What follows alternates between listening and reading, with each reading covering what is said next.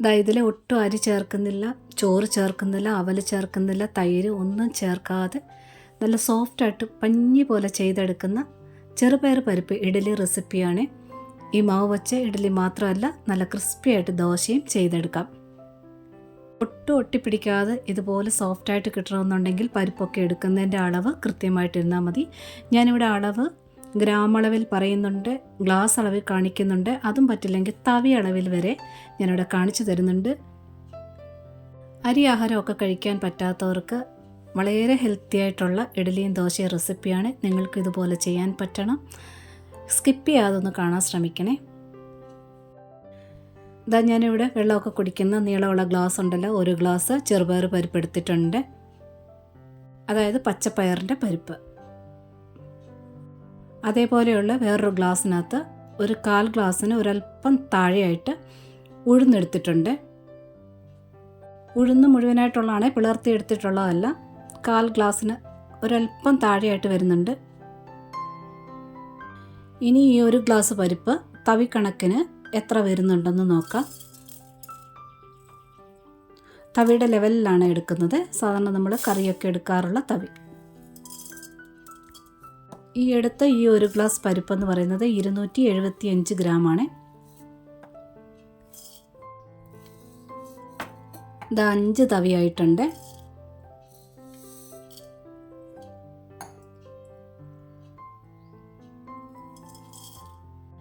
ഇനി ഉഴുന്ന് എത്ര തവിയുണ്ടെന്ന് നോക്കാം.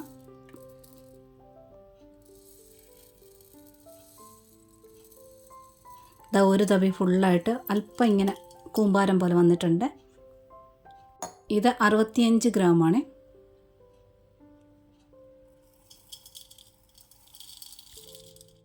ഇനി ഇതിൽ ഉലുവ ചേർക്കാം. ഞാൻ ഈ ഒരു അളവിലാണ് ചേർക്കുന്നത്. ഇത്രയും താല്പര്യമില്ലെങ്കിൽ ഒരു 1/4 സ്പൂണായാലും ഇട്ടാൽ മതി. ഇനി നല്ലവണ്ണം കഴുകിയെടുക്കണം, നല്ലവണ്ണം ഞെരടി കഴുകിയെടുക്കണം. ആ വെള്ളം ക്ലിയർ ആകുന്നിടം വരെ കഴുകിയെടുക്കണം. ഇനി ഇത് കുതിരാൻ വേണ്ടി വെക്കണം. നല്ല വെള്ളം ഒഴിച്ച് വെക്കണം. ഈ വെള്ളത്തിലാണ് അരച്ചെടുക്കുന്നത്. കുറച്ചേറെ വെള്ളം ഒഴിച്ച് വെക്കണം. ഇത്രയും വെള്ളം നമ്മൾ അരയ്ക്കാൻ ഉപയോഗിക്കുന്നില്ല, എങ്കിലും കുതിർന്ന് വരുമ്പോൾ അതിൻ്റെ മുകളിൽ നിൽക്കുന്ന രീതിയിൽ വെള്ളം ഒഴിച്ച് വെക്കാം. ഇനി 4 മണിക്കൂർ നേരത്തേനാണ് ഞാനിത് കുതിരാൻ വേണ്ടി മാറ്റി വയ്ക്കുന്നത്. 4 മണിക്കൂറായിട്ടുണ്ട്. ഇനി ഇത് അരച്ചെടുക്കാം. ഇത് അരച്ചെടുക്കുമ്പോൾ പ്രത്യേകം ശ്രദ്ധിക്കുക, കുറഞ്ഞ വെള്ളത്തിൽ, നമ്മൾ ആ കുതിർത്ത് വെച്ചിരിക്കുന്ന വെള്ളം വേണം ഉപയോഗിക്കാനായിട്ട്. കുറഞ്ഞ വെള്ളത്തിൽ വേണം അരച്ചെടുക്കാനായിട്ട്, കുറച്ച് കട്ടിയായിട്ട്. അതായത് ഇഡലിക്കൊക്കെ അരയ്ക്കുന്ന ആ ഒരു പരുവത്തിൽ അരച്ചെടുക്കണം. അപ്പോൾ ആ വെള്ളത്തിൽ നിന്ന് കുറേശ്ശെ വെള്ളം ഒഴിച്ച് വേണം അരച്ചെടുക്കാനായിട്ട്. ഇത് പെട്ടെന്ന് അരഞ്ഞു കിട്ടും, മിക്സിയൊന്നും ചൂടാകത്തൊന്നുമില്ല, വളരെ പെട്ടെന്ന് അരഞ്ഞു കിട്ടും, അരിയേക്കാൾ ഫാസ്റ്റായിട്ട്. വെള്ളത്തിൻ്റെ അളവ് കണ്ടില്ലേ, ഇതുപോലെ ഇങ്ങനെ മടങ്ങി വീഴുന്ന ഒരു പരുവത്തിൽ വേണം. ദോശയ്ക്കായാലും ഇങ്ങനെ തന്നെ അരച്ചെടുക്കുക. മാവെല്ലാം നല്ലവണ്ണം പൊങ്ങി വന്നതിന് ശേഷം ദോശയാണ് ചെയ്യുന്നെങ്കിൽ ചൂടാൻ നേരം വെള്ളം ചേർത്ത് ലൂസാക്കിയാൽ മതി. ഞാൻ ഇത് 2 ബാച്ചായിട്ട് അരച്ചെടുത്തിട്ടുണ്ട്. ആ കുതിർത്ത് വെച്ച വെള്ളത്തിൻ്റെ കുറച്ച് ബാലൻസും വന്നിട്ടുണ്ട്. അത്രയും വെള്ളം ഉപയോഗിച്ചില്ല എന്നർത്ഥം. അപ്പോൾ അരച്ചെടുക്കുമ്പോൾ ഒരുപാട് വെള്ളമാകാതെ ഇരിക്കാൻ പ്രത്യേകം ശ്രദ്ധിക്കുക. ഇത് മടങ്ങി വീഴുന്ന കണ്ടില്ലേ, ഈ ഒരു പരുവത്തിൽ അരച്ചെടുക്കണം. ഇനി ഇതിൽ ഉപ്പ് ചേർത്ത് മിക്സ് ചെയ്ത് വയ്ക്കാം. ഒരുപാട് ഇത് പുളിച്ച് പോകത്തില്ല, അതാണ് എൻ്റെ അനുഭവം. ഞാനിത് അരി അരച്ച് വെക്കുമ്പോഴും ഇതുപോലെ ഒരാഴ്ചത്തേനൊക്കെ അരി അരച്ച് വെക്കാറുണ്ട്. അങ്ങനെ വെക്കുമ്പോഴും ഉപ്പ് ചേർത്താണ് മിക്സ് ചെയ്ത് വെക്കാറുള്ളത്. നല്ലവണ്ണം പൊങ്ങി വരികയും ചെയ്യും, ഓവറായിട്ട് പുളിച്ച് പോകത്തുമില്ല.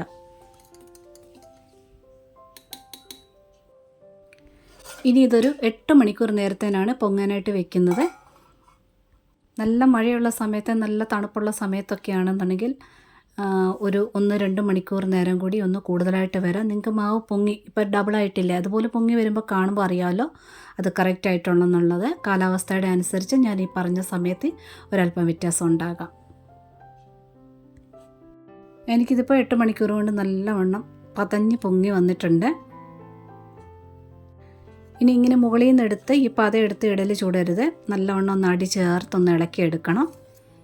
അപ്പോൾ അതിൻ്റെ കുറച്ചൊക്കെ ഒന്ന് ആ പതയൊക്കെ ഒന്ന് അടങ്ങും.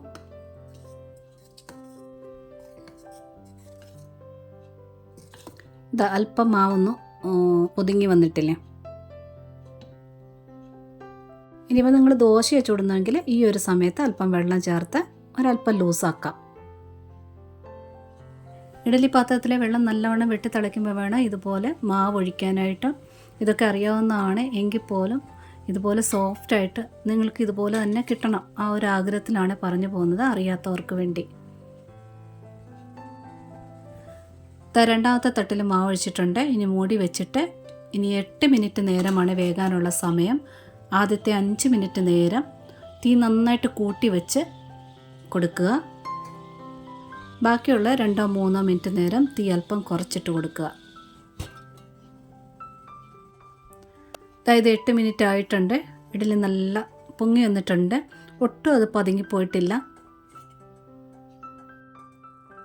ആ മാവ് മൊത്തം 2 ബാച്ചായിട്ട് ഇഡലി ആക്കിയിട്ടുണ്ട്.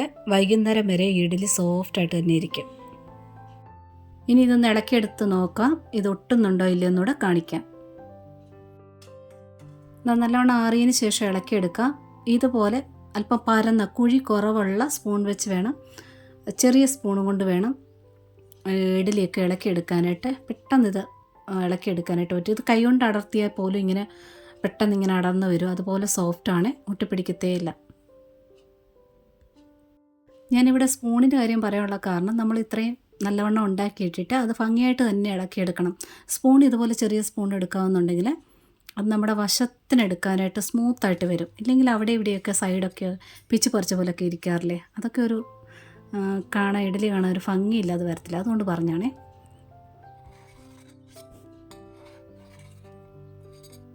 ഇത് കണ്ടോ, ഇതിലൊന്നും ഒട്ടിപ്പിടിക്കത്തൊന്നുമില്ല, നല്ല വൃത്തിയായിട്ട് വന്നിട്ടുണ്ട്. ഇനി ദോശയോട് ചുട്ട് കാണിക്കാം. ഞാൻ ആ മാവിൽ ഒരല്പം കൂടി വെള്ളം ഒഴിച്ച് മിക്സ് ചെയ്തിട്ടുണ്ടായിരുന്നു. അത് നല്ല സ്മൂത്തായിട്ട് നല്ല ക്രിസ്പിയായിട്ട്, കുറഞ്ഞ തീയിലിടാമെങ്കിൽ നല്ല ക്രിസ്പിയായിട്ട് ചെയ്തെടുക്കാനായിട്ട് പറ്റും. വേണമെന്നുണ്ടെങ്കിൽ മുകളിൽ നെയ്യോ ഓയിലോ ഒക്കെ സ്പ്രെഡ് ചെയ്യാവുന്നതാണ്.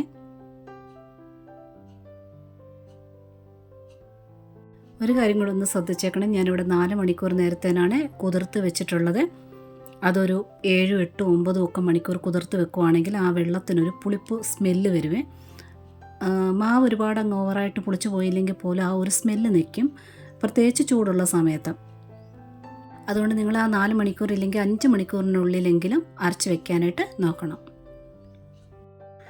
അരിയാഹാരം കഴിക്കാൻ പറ്റാത്തവർക്ക് വളരെ ഹെൽത്തി ആയിട്ട് കഴിക്കാൻ പറ്റിയ നല്ല സോഫ്റ്റ് ഇഡലിയുടെയും ദോശയുടെ റെസിപ്പി നിങ്ങൾക്ക് ഇഷ്ടമായെന്ന് വിശ്വസിക്കുന്നു. ഇഷ്ടപ്പെട്ടിട്ടുണ്ടെങ്കിൽ ആ ലൈക്ക് ബട്ടൺ ഒന്ന് ടച്ച് ചെയ്തിട്ട് പോണേ. സബ്സ്ക്രൈബ് ചെയ്യാത്തവരുണ്ടെങ്കിൽ ഒന്ന് സബ്സ്ക്രൈബ് ഒന്ന് ചെയ്തേക്കണേ. നോട്ടിഫിക്കേഷൻ ബെൽ ബട്ടണിലെ ഓൾ ഓപ്ഷൻ ഒന്ന് ടിക്കാക്കിയിടാനും മറക്കല്ലേ. ഒരുപാട് സ്നേഹത്തോടെ താങ്ക്സ് ഫോർ വാച്ചിങ്.